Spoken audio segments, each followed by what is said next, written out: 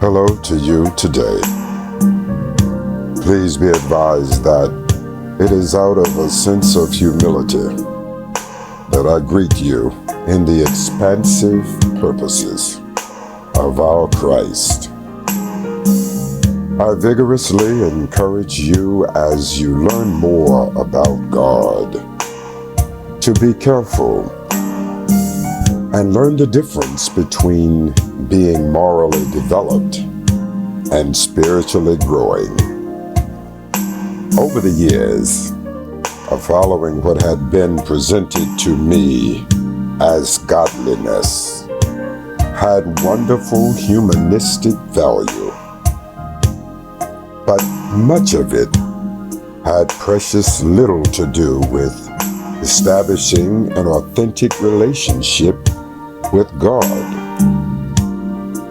The church's historic teaching curriculum presented God through moral behavioral patterns that sounded fine at the time, until I moved more deeply into the actual psyche that Christ presented in the scriptures.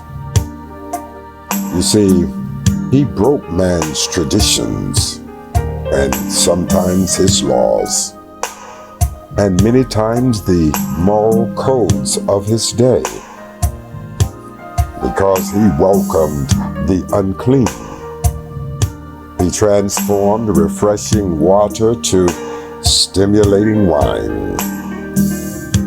He refused to condemn an adulterous woman and walked with hot-tempered, spiritually weak men and women, some of whom were married, but yet they took care of him and provided for him out of their own resources. Wow, I thought to myself, from where did all of these religious and social rules come from? And why do people expect us to follow what they themselves do not understand? I strongly urge each of you to learn God intimately through your own experiences with Him.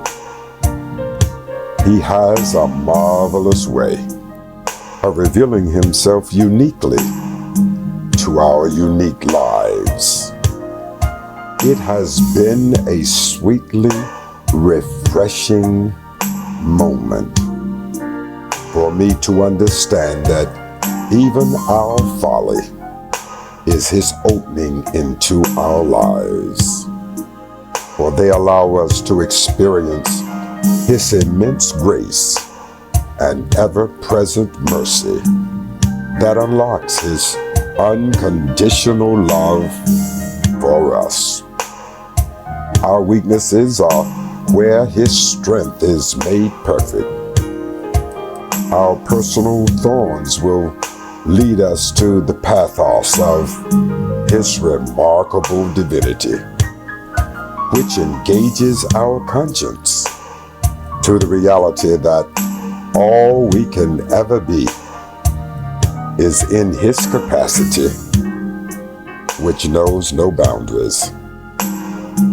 To whatever depths we may fall, His love lifts us to plateaus of significance, and then nothing else matters, because no one else's opinion about us can ever compare to the fact that to Him we are special.